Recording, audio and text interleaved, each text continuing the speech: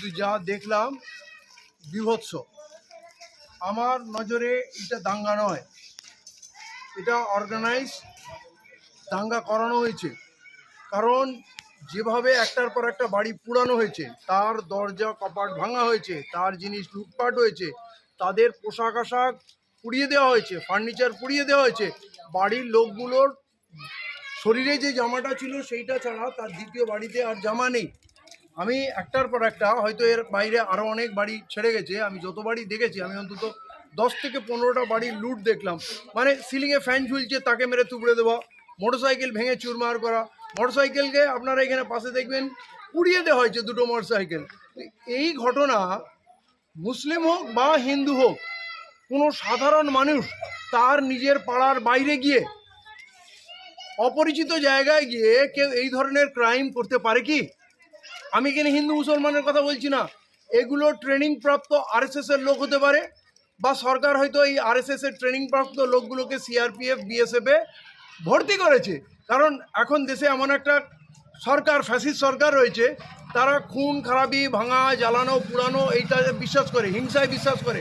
দিন রাত বলছে মারবো, কাটবো, এনকাউন্টার করে দেবো, গাড়ি থেকে নামিয়ে মারবো। পশ্চিমবাংলার নেতারাও লাগাতার বলছে এনকাউন্টার করব, এবং বলছে ঝুলিয়ে মারবো, লম্বা করে দেবো, ঢুকে মারবো, মালদা মুর্শিদাবাদ একদিনে খালি করিয়ে দেবো। এগুলো যারা বলছে, এই কাজ তাদের জন্য খুব সামান্য কাজ। এই যে বাড়ি দোতলায় উঠে 3তলার ছাদে গিয়ে ঘিরে মারছে, এবং এত নির্মমভাবে মারছে, কার হাত ভেঙে যাচ্ছে, কার পা ভেঙে যাচ্ছে। এটা তো আতঙ্কবাদীদের কাজ, এটা টেররিস্টদের কাজ। হয়তো এদের শরীরে বিএসএফের পোশাক ছিল, সিআরপিএফের পোশাক ছিল, আবার অনেক ক্ষেত্রে সিআরপিএফের বা বিএসএফের পোশাক আছে, আবার লোকাল থানার অফিসার আছে যাকে মানুষ চেনে, তারা তাদের সঙ্গে আসছে। তাহলে এরা কারা? এবং এত ঘটনা ঘটার পর আমি যেটা বুঝলাম, যে যদি পুলিশ প্রোটেকশন না থাকে, তাহলে সিআরপিএফ হোক বা আরএসএস হোক, কোনো একটা নতুন এলাকায় গিয়ে ঘন্টার পর ঘন্টা তাণ্ডব করতে পারে না।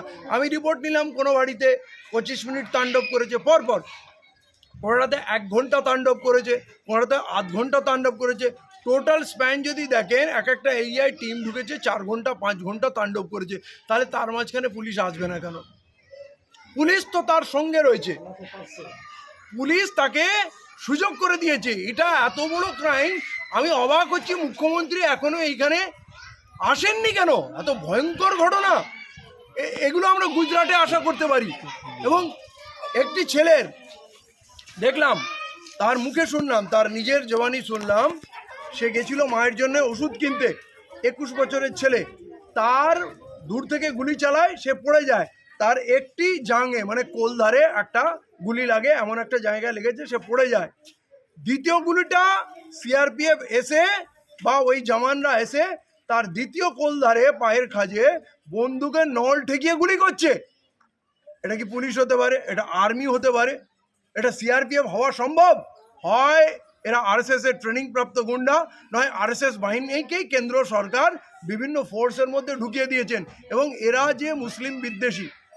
কারণ আমার কাছে এটা হিন্দু মুসলিম দাঙ্গা নয়, একজন হিন্দু হোক, একজন মুসলিম হোক, ধাক্কাধাক্কি করতে পারে, ইট পাথর ছুটতে পারে, বোতল ছুটতে পারে, এসবগুলো করতে পারে, কিন্তু লোহার কঠিন কঠিন দরজা ভেঙে চুরমার করে গুড়িয়ে দিচ্ছে, বাড়ির ভেতরে ঢুকে সোনা দানা টাকা পয়সা লুট করছে, আলমারি পুড়িয়ে দিচ্ছে, ভেঙে বার করে নিচ্ছে। এইটা আর আপনি একটা অন্য এলাকায় ঢুকেছেন, অন্য এলাকায় ঢুকে গিয়ে মানছি তারা 20-30 জন এসছে, 20-30 জন কেন, 500 লোকও যদি একটা অপরিচিত এলাকায় ঢোকে, সে বড় জোর রাস্তার ওপরে কিছু ইটপাটকর ছুড়বে, মানুষকে মারবে, লাঠি মারবে, ছুরা মারবে, যা পারবে করবে, আর 10 মিনিটের মধ্যে সেই এলাকা ছেড়ে চলে যাবে। তার ভয় লাগবে কোথাও পাল্টা আক্রমণ হবে না তো? কিন্তু এখানে পাল্টা আক্রমণের ব্যাপার নেই, কারণ এখানে পুলিশ প্রোটেকশন রয়েছে, পুলিশ তার সঙ্গে রয়েছে, আর সেন্ট্রাল ফোর্স রয়েছে। আমি বারবার বলছি, এটা আরএসএস হতে পারে, বা আরএসএস এর লোক দিয়ে ফোর্সে অ্যাপয়েন্টমেন্ট দেওয়া হয়েছে। এখনো পর্যন্ত একটা কমপ্লেন থানায় জমা হয়নি। আমি মুখ্যমন্ত্রীকে বলছি, আপনি তো পুলিশ মন্ত্রী, আপনার পুলিশ এটাকে কেন নোট নেয়নি?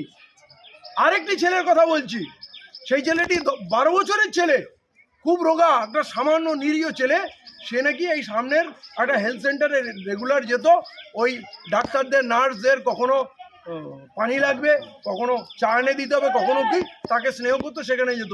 সেই দিনও সে হাসপাতালে ওই পাশে যে স্বাস্থ্যকেন্দ্র আছে যাওয়ার জন্য বেরিয়েছিল। আপনি ভাবুন 10-12 বছরের ছেলে দাঙ্গা করতে বেরিয়েছিল, আপনি বিশ্বাস করেন? আমি হিন্দু কি মুসলিম বলছি না, একটা 10 বছরের ছেলেকে তারা গুলি করেছে এবং গুলি ছাড়া তার একটা কিডনিকে ড্যামেজ করেছে। সে বহরমপুর মেডিকেল কলেজে ছিল এবং ভাবুন ডাক্তারদের অবস্থা কি, তার পেট থেকে ডাইরেক্ট ফুটো হয়ে তার মল, তার পায়খানা বেরোচ্ছে, তার ইন্টারনাল যে ইনজুরি আছে, ঝাঁঝরা হয়ে গেছে, সেখান থেকে রক্ত পুঁজ বেরোচ্ছে, সে হয়তো বাঁচবে না। এরকম কন্ডিশনে তার ট্রিটমেন্ট না পুরো করে বহরমপুর মেডিকেল হাসপাতাল কি করে তাকে ডিসচার্জ দিল? যদি তার এখতিয়ারে চিকিৎসা ছিল না তাহলে সে মেডিকেলে রেফার করবে, পিজিতে রেফার করবে, আরও উন্নত চিকিৎসা দেবে। কারণ ওই 12 বছরের ছেলেটি কোনো ক্রাইম করেনি, আরেকটি যে 21 বছরের ছেলে যাকে দাঁড়িয়ে গুলি করেছে, এরা কোনো ক্রাইম করেনি, কারণ এদেরকে গুলি করেছে। দাঙ্গা যদি কন্ট্রোল করতে হয় লাঠি চার্জ করবে, টিয়ার গ্যাস দেবে, উড়ো ফায়ার করবে, রাবার বুলেট ইউজ করবে, সত্যিকারের বুলেট কে ইউজ করে। আবার গ্রামের মধ্যে গলির ভিতরে ঢুকে আপনার যদি ন্যাশনাল হাইওয়েতে কোনো গন্ডগোল হয়, বিশাল অবস্ট্রাকশন, মব তাড়াতে হবে, তার জন্য ফাইনাল প্রথম রাউন্ডেই কেউ গুলি চালায় না। এখানে প্ল্যান কিলিং হয়েছে, এই বাড়িগুলো জ্বালানো হয়েছে এবং আপনাকে বলি এখনও এখানে সিআরপিএফ আছে। কালকে রাত্রেও বাড়ি লুট হয়েছে, বাড়ি ভাঙচুর হচ্ছে এবং সিআরপিএফের সামনে অটোওয়ালা টোটোওয়ালা দুটো টোটো ভাঙা হচ্ছে আর সেন্ট্রাল ফোর্স উর্দি পরে বসে আছে। তাহলে কিসের প্রশ্রয় দিচ্ছে লোকজন? আপনি বলুন এই শান্তি কার চাই? আমি রাজ্যের মুখ্যমন্ত্রীকে এর জন্য দায়ী করছি এবং রাজ্যবাসীকে বলছি আপনারা ঘুরে দাঁড়ান, যতগুলো মানবিক সংগঠন আছে, সামাজিক সংগঠন আছে, যারা অ্যাডভোকেট আছে, তাদের এই আইনি লড়াই লড়ুন। যদি এখনই আমরা রুখে না দাঁড়াই, এর জবাব না দিই, তাহলে কিন্তু আগামী দিনে এই ঘটনা চলতেই থাকবে আর আমরা একটার পর একটা শ্মশান দেখব আর নিশ্চিন্তে বসে থাকবো যে আমার বাড়িটা তো এখনও পড়েনি, আমার ছেলেকে তো এখনো তুলে নিয়ে যায়নি, আমার মেয়েটার তো গয়নাটা চুরি হয়ে যায়নি। অতএব সাবধান, বাংলাকে বাঁচাতে চাইলে এখনই রুখে দাঁড়াতে হবে। আমি মুখ্যমন্ত্রীকে বিনতিভাবে আমার সমস্ত ক্ষোভকে আমি সংবরণ করে নিয়ে আমি বলছি আপনি আসুন, আপনি আসলে আপনার মন গলে যাবে, আপনি ওই দৃশ্য দেখতে পাবেন না। 12 বছরের একটা ছেলে, তার একটা কিডনি অলরেডি ঝাঁঝরা শেষ হয়ে গেছে, বাদ দেওয়া হয়েছে, সে বাঁচবে কিনা জানি না, তার পেট থেকে পুঁজ, রক্ত, পায়খানা, এই অবস্থা একটা হাসপাতালে কোনো ডাক্তার কি করে তাকে ছুটি দিয়ে দিতে পারে? একটা ছেলে দুটো জাঙ্গে গুলি লেগেছে একটা নয়। আমি অনেক দেরিতে এসেছি ধুলিয়ানে, কিন্তু যা দেখলাম মন ভালো থাকার কথা না। কিন্তু আমি বলবো ভাই, আমি সামান্য মানুষ, আপনার কাছে খবরটা পৌঁছাতে চাচ্ছি। আপনারা সবাই মিলে যাবেন, পশ্চিমবাংলার সমস্ত মানবাধিকার সংগঠন এবং মানবতাবাদী হিন্দু মুসলিম সমস্ত সংগঠনকে বলছি এখানে আসুন এবং এদের পাশে দাঁড়ান, এদের অধিকার নিয়ে কথা বলুন, জানুন। ওই এসে ওই একটা বাইট নিয়ে আর কোনো নিউজ ক্লিপ দেখে বক্তব্য দিয়ে লাভ নেই। প্রতিটা ঘরে যান, অবস্থা দেখবেন কি বিভৎস অবস্থা। ধন্যবাদ আপনারা মিডিয়ার যারা বন্ধুরা ভাইরা আপনারা এসছেন, এই বার্তাটা মানুষের কাছে পৌঁছে দিন এবং আমার বক্তব্যের মাঝে মাঝে ওই বাচ্চাগুলোর, ওই যুবকগুলোর যে ঘরগুলোর যে ক্লিপিংস আছে, ছবিগুলো, সেগুলো যদি আপনি অ্যাড করে